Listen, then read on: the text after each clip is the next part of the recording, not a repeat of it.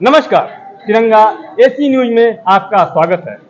मैं विशाल चौरसिया वाराणसी से मां आदिशक्ति और भगवान शिव की नगरी से सेंटर फॉर सनातन एवं रिसर्च पर्यटन सेवा समिति ट्रस्ट द्वारा आयोजित उस कार्यक्रम के विषय में थोड़ा वार्तालाप भी करना चाहता हूं, जानकारी देना चाहता हूं। इस विषय पे दिल्ली से वाराणसी पधारे हुए देश के जाने माने पत्रकार जो अंतर्राष्ट्रीय ख्याति प्राप्त कर चुके हैं अवधेश कुमार जी से, अवधेश जी आप वाराणसी से में आए, मैं वाराणसी का निवासी हूं, इस नाते भी आपका बहुत बहुत स्वागत है काशी भगवान शिव की नगरी में। जिस कार्यक्रम में आए हैं वो कहीं ना कहीं हिंदुत्व सनातन धर्म से जुड़ा हुआ है। आपने अपने भी विचार व्यक्त किए। आपको क्या लगता है कि हिंदुओं की जो कमजोरी है, या हिंदू मारा जा रहा है, काटा जा रहा है, या कहीं किसी से डरता भी है, तो इसमें आप दोष किसका दोष देते हैं? नहीं, कहीं ना कहीं तो नहीं है। ये जो कार्यक्रम है ये सनातन सेंटर फॉर सनातन रिसर्च का ही कार्यक्रम है। और चूंकि इतिहास में पहली बार, भारत के इतिहास में पहली बार हमारे जो 51 या 52 शक्तिपीठ जितने भी हैं उस पर थोड़ा तो उनके सम्मेलन करने की कोशिश हुई है। तो ये एक अवसर भी था, क्योंकि जो हमारे यहाँ शक्तिपीठ हैं वे असल में लोगों के अंदर आत्मविश्वास पैदा करने, उनके अंदर चेतना विकसित करने, अंतः शक्ति को विकसित करने के केंद्र रहे हैं, जहाँ से प्रेरणा लेकर लोगों ने बड़े बड़े संघर्ष किए हैं, साधना की है, रचनाएं की हैं, साधु संत सन्यासी अलग अलग लिए हैं। तो वो एक समय है उसके लिए किया गया। और कई बार क्या है कि समय घूमता है, एक होता है समय का चक्र, एक होता है समय की गति, वो तो सीधे अपने प्रवाह में बहता है, चक्र घूम करके वो एक न एक जगह आता रहता है।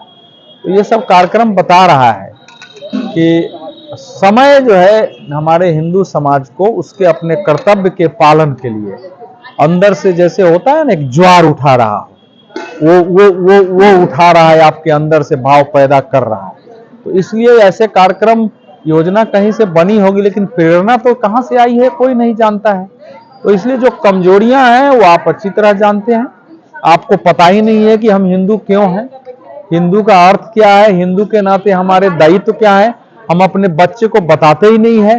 बच्चे को आप केवल क्लासेस में पढ़ो, फर्स्ट आओ, इतना नंबर लाओ, कंपटीशन करो, उसको पता ही नहीं है कि हम क्यों हिंदू हैं। जबकि दूसरे धर्मों में, केवल इस्लाम ही नहीं, इस्लाम हो, ईसाइयत हो, उसमें 10, 12, 15 साल होते होते अपने धर्म के बारे में पूरी जानकारी मिल जाती है, ताकि वो अपने धर्म के प्रति प्रतिबद्ध रहे। एकमात्र हमारा ही हिंदुत्व है, हिंदू धर्म है, सनातन है, जहां इसकी शिक्षा दी ही नहीं जाती, कोई सोचता ही नहीं है।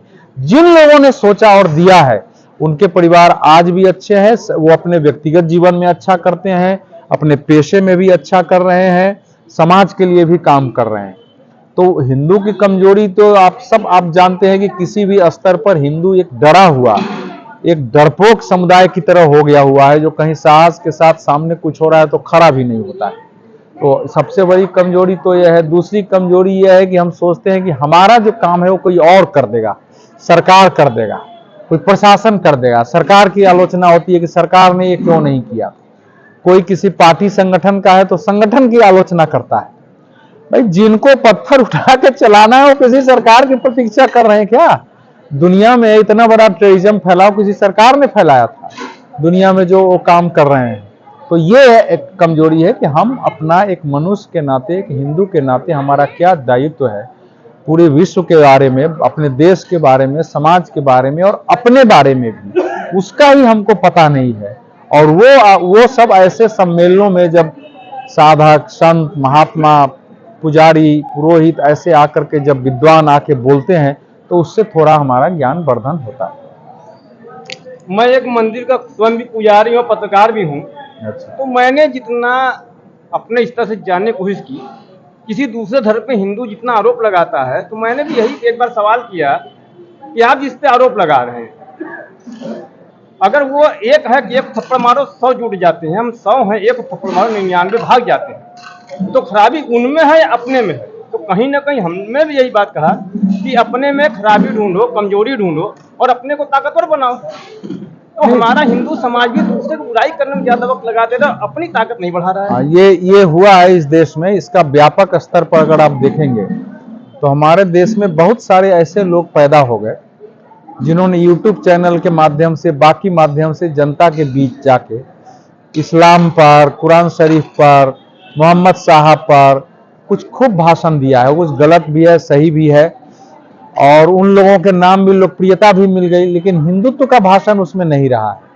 तो आपने एक दूसरे समुदाय को गालियां दे करके, उनको आलोचना करके, उनको उत्तेजित किया, उनको संगठित किया, और आपने उसके आधार पर लाभ हुआ, आपको लोकप्रियता हुई, आपने उससे धन भी कमाए, आप स्टेब्लिश भी हो गए, लेकिन उसकी क्षति ज्यादा हुई है हमारे यहाँ। ये एक बड़े स्तर पर काम हुआ है, और ऐसे लोगों से बहुत मतलब सशंकित रहने की, सतर्क रहने की भी आवश्यकता है।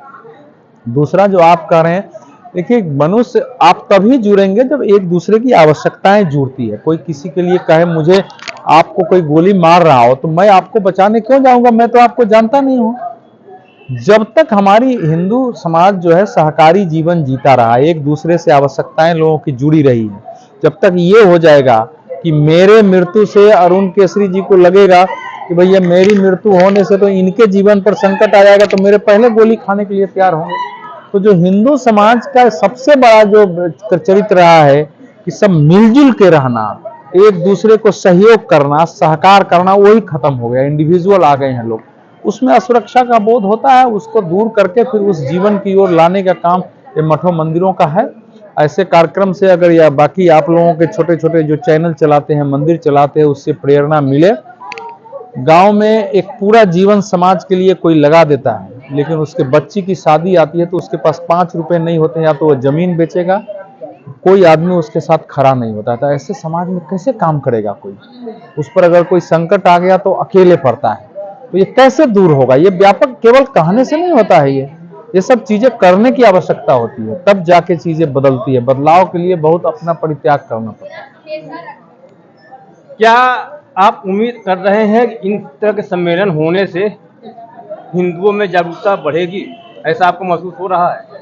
अब हमसे सीनियर पत्रकार हैं, ज्यादा जगह भ्रमण भी करते हैं, आते जाते भी हैं, तो ऐसा आपको महसूस हो रहा है? देखिए, हिंदुओं में जागरूकता है, उसको दिशा नहीं है, वो संगठन नहीं है, मंच नहीं है, वो सामूहिकता नहीं है कि क्या काम करे। तो इस प्रकार का सम्मेलन जब होता है तो उस सम्मेलन में लोग एक दूसरे से परिचित होते हैं, सम्मेलनों का परिचित होते हैं, उनके एक दूसरे का भाव सुनते हैं, लोग एक दूसरे का नंबर लेते हैं, फिर मिलजुल के काम करने की कोशिश करते हैं। अब एक संस्था है, एक संस्था ने कार्यक्रम बुलाया है, अब ये संस्था जब उसके आगे कोई कार्यक्रम बुलाएगा तो फिर उसके बाद एक दूसरे से परिचित लोग आए, अभी अपरिचित आते हैं, तो जरूर प्रेरणा जगती है, और बहुत सारे लोग प्रेरित होकर यहाँ से जाके अपने स्तर पर भी काम करते हैं।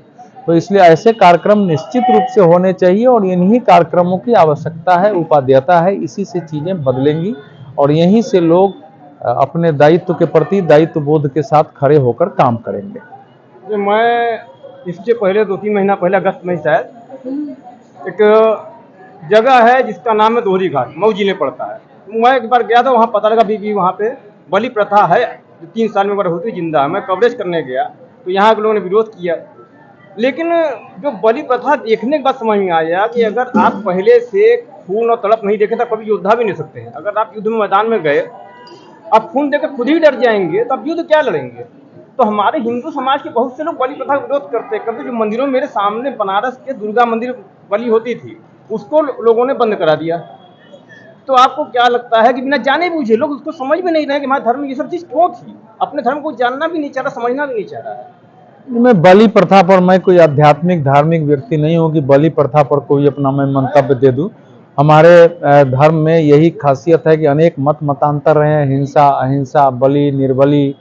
वैष्णव लोग जो है वो नींबू और पुष्प और तुलसी की ही बलि चढ़ाते हैं। तो इसलिए उस पर मैं अंतिम वक्तव्य नहीं दे सकता है, वो धर्माचार्यों का काम है, वो तय करें कि उनको करना है कि नहीं करना है। तो इसलिए ये विषय मेरा नहीं है, वो उनको तय करने दीजिए जिनका ये विषय है। हमारे यहाँ ये सब चीजें रहेंगी, यही इसकी विशेषता है हमारे यहाँ। एक व्यक्ति हमारे यहाँ तो एक ईश्वर को मानने वाला है, और ईश्वर को न मानने वाला भी, उसको भी हमने एक ऋषि के रूप में चारवाक को हमने मान्यता दी है। महात्मा बुद्ध का पूरा दर्शन ही उस समय पूजा पाठ कर्मकांड के विरुद्ध था, लेकिन उनको भी हमने विष्णु का एक 24वां अवतार घोषित किया है। हमने कबीर दास जी को भी भगवान का ही अवतार मान लिया है। तो ये हमारी खासियत है। हमारे यहाँ बलि प्रथा भी है, उसका विरोध भी करने वाले हैं। हमारे यहाँ मांस मछली का विरोध करने वाले हैं, खाने वाले भी हैं।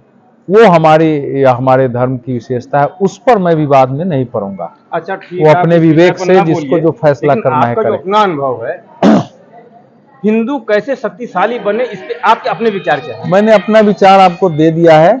हिंदुओं को ये समझना पड़ेगा कि हिंदू के रूप में हम क्यों पैदा लिए हैं। हिंदू को ये बताया गया है, मैंने अपने भाषण में भी कहा कि कभी भी तुम्हारी मृत्यु नहीं होती है। कोई ऐसा समय नहीं होगा जब तुम नहीं होगे। ये शरीर केवल तुम्हारा नहीं होगा, शरीर जाएगा, तुम वैसे ही रहोगे। ये जीवन जो है एक यात्रा है कि एक स्टेशन पर गाड़ी रुक गई है, फिर अगले स्टेशन से चलेगी। तो एक तो निर्भीकता है, दूसरा है कि एक हिंदू के नाते हमारा कर्तव्य है कि दुनिया को हम निर्भीक बनाएं, उसको बताएं। तीसरा हमारा ये है कि हम मान के चलते हैं कि जो लोग भी आज हमारे सामने हैं, किसी न किसी जन्म में हमारे कोई न कोई रिश्तेदार रहे हैं। तो उस नाते हम संपूर्ण विश्व को अपना परिवार मान के चलते हैं कि आज न कल हमारा रहा है।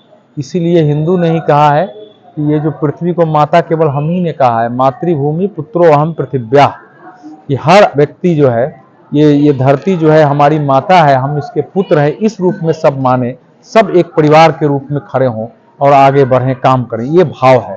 हिंदू को ये ध्यान रखना है कि इस भाव के विरोध में जो शक्तियां खड़ी हुई हैं खत्म करने के लिए, उनसे संघर्ष करके उनको परास्त करके ये ही हिंदुत्व के भाव को जीवित रखने के आपका दायित्व है। तो ये दोनों चीजें हमारे यहाँ है ही नहीं। वो आप भी मेरे से प्रश्न कर रहे हैं, आप भी दायित्व का पालन नहीं करते हैं, कोई मानने के लिए तैयार नहीं होते। सबसे ज्यादा मृत्यु से भय हमारे यहाँ हो रहा है कि हम मर जाएंगे, जबकि वही निश्चित है। कोई भी क्षण, अगला क्षण आपकी मृत्यु होगी। आप उसको जब मरना है, कोई आपको बचा नहीं सकता है। तो सबसे ज्यादा समस्या तो यही है। तो यह सब चीजें दूर हो।